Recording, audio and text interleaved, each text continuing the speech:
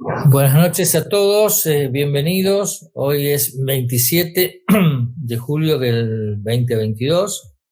Estamos reuniendo este capítulo de la Asociación Argentina de Psiquiatría sobre psicopatía, ¿no? Y hoy va a ser un tema muy interesante porque hoy tratamos el tercer grupo, el grupo C de los rasgos psicopáticos que se refiere a la tormenta psicopática. Y entonces yo voy a hacer una breve introducción, después la doctora Riquelme va a presentar un caso muy conocido, por lo menos en los ambientes forenses, y lo vamos a desarrollar y para que ustedes también puedan opinar sobre el tema, ¿sí? ¿Qué es esto de la tormenta psicopática? ¿No?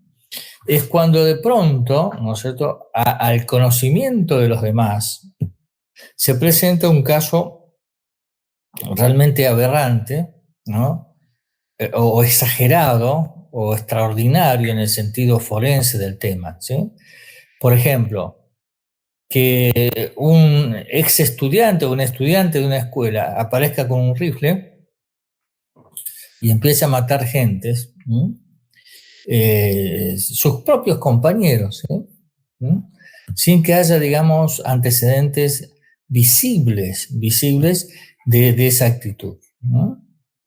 Entonces, es tan contundente la acción del homicida que, desprovista de las alteraciones morbosas de las facultades mentales, así que no está loco, ¿sí?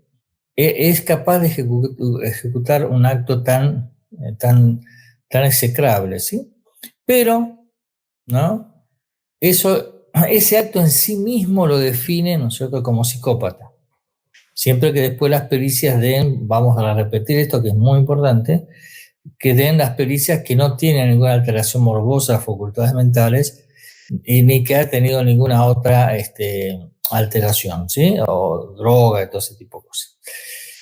Pero es tan contundente que el acto en sí lo define como psicópata. A eso llamamos tormenta psicopática. Y que desde luego no es que la persona en sí, el psicópata en sí, haya estado virgen de todo acto o acción psicopática antes de este hecho tan esplendoroso en sentido negativo del término, ¿sí? No, lo que pasa es que nunca nadie le había puesto la lupa encima para explorar los rasgos que están en el descriptor que todos conocemos a esta altura del partido, sobre todo la gente que está en este grupo, ¿sí? Después, otro acto, otra tormenta psicopática se da en el caso de Mangieri, ¿no es cierto?, que toma de pronto, ¿no es cierto?, un encargado de un edificio, un tipo bastante bonachón y querible por los vecinos, de pronto viola a una de las chicas de 16 años de ese propio edificio, la envuelve y la tira en un basural, ¿sí? Ese acto, ¿no es cierto?, es tan cruel y de una magnitud tan antihumana, ¿no?, tan cosificadora, como le dijimos varias veces, ¿no?, que produce el estupor de la gente que lo conocía a él y de la gente en general, ¿no es cierto? Cómo se ha llevado a cabo el crimen y cómo ha terminado ese cuerpo en la cinta, ¿no es cierto?, de basura de un lugar de Buenos Aires, ¿sí? Y entonces los que no saben sobre este tema dicen, este hombre nunca hizo nada, siempre fue bueno, colaborador, arreglaba las cosas del edificio, era el confiable, dejábamos la llave del departamento cuando nos íbamos a vacaciones por cualquier cosa que pasara, o sea, contaba con nuestra confianza. Entonces, pero el hecho es tan tremendo, ¿no es cierto?, que ese hecho en sí, desprovisto después, como insisto, todo esto porque es importante, desprovisto después del examen, la pericia que se hace, a ver si tiene alteraciones morbosas o no, una vez que se descartó ese asunto, ese se encuadra perfectamente en lo que se llama una tormenta psicopática. ¿Y eso qué pasa? Una vez que ocurre esto, entonces se pone la lupa sobre Mangieri, ¿no? Y se investiga hacia atrás, ¿sí? Y eso desde luego no se hizo, pero si uno hubiese investigado hacia atrás, hubiera habido, ¿no es cierto?, muchos de los rasgos que están en el escritor y que nadie ha tenido en cuenta porque la actitud, el personaje que había hecho Mangieri, de portero bonachón y confiable y eficaz en su trabajo, era tan bueno, ¿no es cierto?, que la gente estaba impregnada de ese aspecto, ¿sí? Y a nadie se le ocurrió investigar el pasado, porque si no he hecho nada, ¿para qué vas a investigar el pasado? Pero aún después de este hecho terrible, tampoco se hizo eso, ¿sí? Y fíjense qué ha pasado con este caso, como lo dijimos la vez pasada, ¿no? Que hay gente, digamos, inclusive gente de abogados y gente de la parte forense, que no aceptaba el hecho que pudiera ser un encargado un acto de esa envergadura. Y entonces tenían la hipótesis de conspiración, que en realidad este era el chivo expiatorio para tapar al verdadero ejecutor de la violación y muerte de Ángeles Rawson, ¿sí? Así que sí, incluso apareció un personaje ahí también, ¿no?, que por su característica extrovertida y esas cosas, que era el padrastro de ella, que era tan sospechoso, digamos, tenía el personaje sospechoso por naturaleza, y todo el mundo creía que había participado él de eso, y que este hombre, un portero, era un caso así era un caso, digamos, del perejil, ¿no? De que lo ponen ahí para que sea el culpable, pero en realidad está tapando. Pero nada de eso, nada pasó.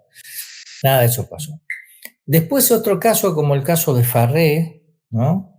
Farré era un ejecutivo de alta gama, ¿no?, un CEO, ¿no es cierto?, de perfumerías muy importantes, ¿no?, que de pronto aparece en las noticias como el ejecutor de matar a puñaladas a su expareja, ¿sí? A su expareja. Y en una circunstancia que estaba bastante protegido, porque era una ex casa de ellos en un barrio cerrado, y cada uno iba acompañado por sus respectivos abogados. Estaba la madre de Farré también en ese asunto. Y de pronto, ¿no es cierto?, aparece en un momento, ¿no es cierto?, la oportunidad de descargar la agresión con cuchillos y la mata, ¿sí? Y bueno, otra vez lo mismo. Esto también es una tormenta psicopática, ¿sí? Nadie esperaba que él, en las condiciones más desfavorables, ejecutara la muerte de esta mujer, porque era evidente, era él, no había forma de escapar de esa situación. Es más, termina de matarle y él se queda sentado esperando a la policía, ¿no? Bueno, y estos hechos que sorprenden enormemente, pero definen por sí mismos, los hechos, las acciones definen por sí mismos al psicópata.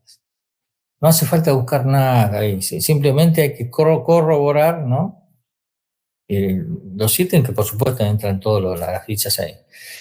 Y después, si uno vuelve a hacer una retrospectiva, una autopsia psicológica, ¿no?, en ese sentido, digamos, mal aplicado, porque la autopsia psicológica se hace en casos de que cuando la persona ya está muerta, ¿no? Pero si se hiciera, digamos, un raconto de investigación psicológica, vamos a ver que Fabré ya tenía rasgos, ¿no es cierto?, de psicopatía antes, ¿sí? Lo que pasa es que no había hecho tampoco nada destacable o glamoroso en sentido negativo como para poner la lupa encima, ¿sí? Y hoy vamos a ver uno de estos casos, ¿no?, que va a estar a cargo de la doctora María José Riquelme. Y estos casos, ¿no es cierto?, no solamente así glamorosos en sentido negativo, sino que además muy extraños, ¿no?, que tienen sus vericuetos y tienen sus personajes, no tan definidos, en el sentido de decir, bueno, esto es neto y esto es neto, pero ¿cómo participó esto y qué pasó con esto, ¿no? Es decir, va a ser muy, muy interesante que lo vea, y fue un caso muy resonante que pasó hace unos años. ¿no? Bueno, entonces quería decir, redondeando, que la tormenta psicopática es una expresión, ¿no es cierto?, de la psicopatía que se da a conocer por un acto muy violento y muy impactante, ¿sí?, en una persona que le resulta a la mayoría de la gente inesperada, ¿sí? Eso es, ¿no es cierto?, la tormenta psicopática, ¿no? No es un delincuente que hace un acto delictivo, después otro, y de pronto hace un crimen, ¿no es cierto?, más espectacular, y entonces, bueno, eso es una secuencia. En la tormenta psicopática justamente lo que no tenemos es esa secuencia pública de los actos delictivos.